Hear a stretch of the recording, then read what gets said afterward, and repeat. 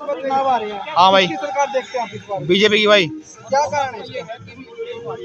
हुआ भाई हिंदुत्व भाई, विकास कर खचर होगा नहीं।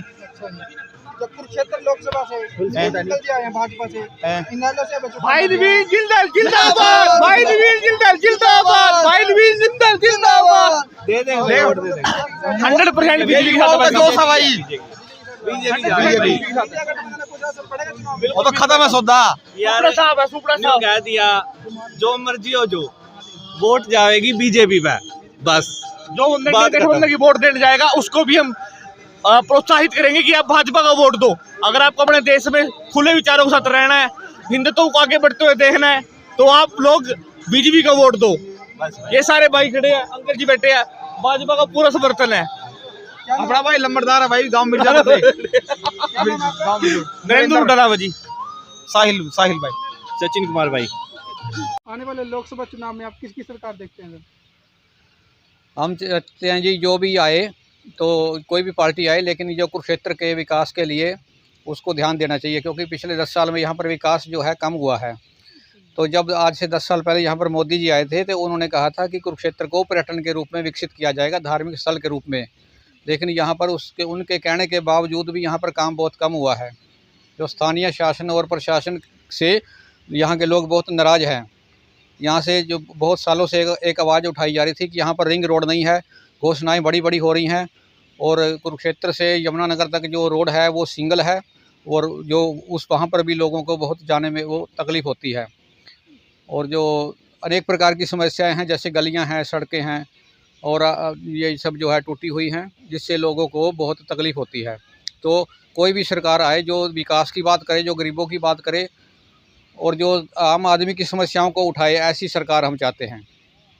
कुरुक्षेत्र से नवीन जिंदल जी आ गए भाजपा की तरफ से, इनेलो से अभय चौटाला जी आ गए, इंडिया गठबंधन से सुशील गुप्ता जी आ गए। इनमें से आप किसको देखते हैं, कौन कुरुक्षेत्र की जनता के साथ है?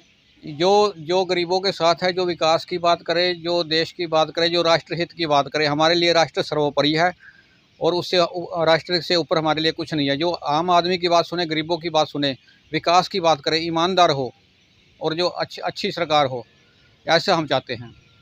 इंडिया गठबंधन का इस चुनाव में कुछ असर पड़ेगा? ये तो राजनीति की बातें हैं जी, तो उससे हम ज़्यादा नहीं कह सकते। लेकिन वैसे आप ओवरऑल मोदी जी के कार्यकाल को कैसे देखते हैं? उन्होंने किस तरह से कार्य किया? उन्होंने हमारे हिसाब से तो हम तो जो है न्यूट्रल हैं, लेकिन कुल मिलाकर अच्छा माना जाता है। क्या नाम है आपका? पंडित मुकेश शर्मा। कुरुक्षेत्र से नवीन जिंदल जी आए हैं। हाँ जी। इनेलो से अभय चौटाला, इंडिया गठबंधन सुशील गुप्ता जी। किसको देखते हैं आप? हम तो नवीन जिंदल को ही देंगे जी। क्या कारण है इसका? मोदी जादू है जी। मोदी जादू है। हाँ जी। तो भाजपा का कार्य के बारे में क्या कहेंगे? भाजपा ने कैसा कार्य किया है? ठीक है सर, सब अपनी जगह कर रहे हैं। अच्छा, तीसरी बार आप भाजपा सरकार को देखते हैं? हाँ जी, हाँ जी, बिल्कुल। क्या कारण है, कुछ बता सकते हैं इस बारे में? सर, अब जैसे युवाओं को नौकरी दी है, हम कौशल में आए हैं। हम क्या कहते हैं, पहले ठेकेदारी प्रथा में थे, अब कौशल में आए थे, उसमें भी बच्चों को काफ़ी नौकरियाँ मिली थी। तो इंडिया गठबंधन का चुनाव में कैसा असर रहेगा? सर, उसके बारे में हम कुछ नहीं कह सकते जी। हम तो बीजेपी के समर्थक हैं, बीजेपी को वोट देंगे। क्या नाम आपका? दीपक जी।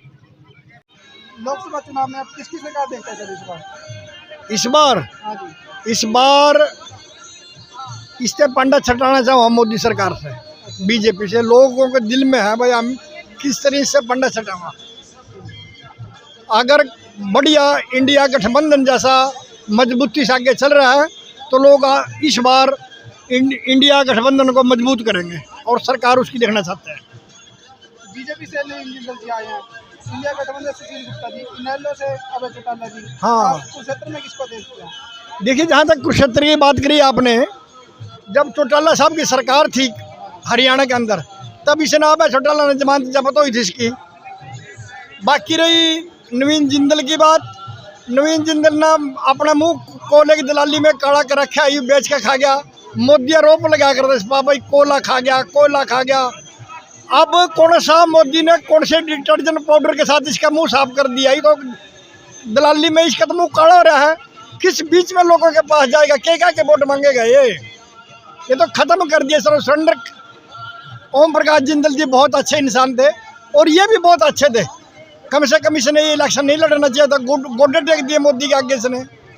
तो इससे तो इसकी जीरो हो गया बिल्कुल ही। और ना लोगों के बीच में कोई जाकर जवाब दे सकता है ये, क्योंकि इतना ज़्यादा भ्रष्टाचार कर रखा है। तो लोगों से क्या कहेगा? 10 साल कहाँ था? लोग यहाँ मर लग रहे थे, किसान एजिटेशन कर रहे थे, आशा वर्कर रोज दिन प्रदर्शन कर रही थी, टीचर डिमांड कर रहे थे, कहीं भी नहीं है। 10-12 साल से गायब हो रहा था। इस किस मुँह से लोगों के बीच में जाके वोट मांगेगा? यह है। क्या नाम आपका? मेवारा मारिया नाम है मेरा। हमारे लोकसभा चुनाव में आप किसकी सरकार देखते हैं? बीजेपी का क्या कारण है इसका? कारण है गरीबों को सब कुछ मिल रहा है। अच्छा, वो अच्छा काम कर रहे हैं। जो कुरुक्षेत्र से जिंदल जी आ गया चुनाव में बीजेपी की तरफ से, इंडिया गठबंधन से सुशील गुप्ता जी आ गए हैं, इनेलो से अभय चौटाला जी आ गए हैं, तो आपको किसको लगता है कौन आएगा इस बार? जिंदल जी को देंगे। जिंदल जी आएंगे। इंडिया गठबंधन का चुनाव में कुछ असर पड़ेगा? कोई असर नहीं। क्या नाम है आपका? रामदयाल।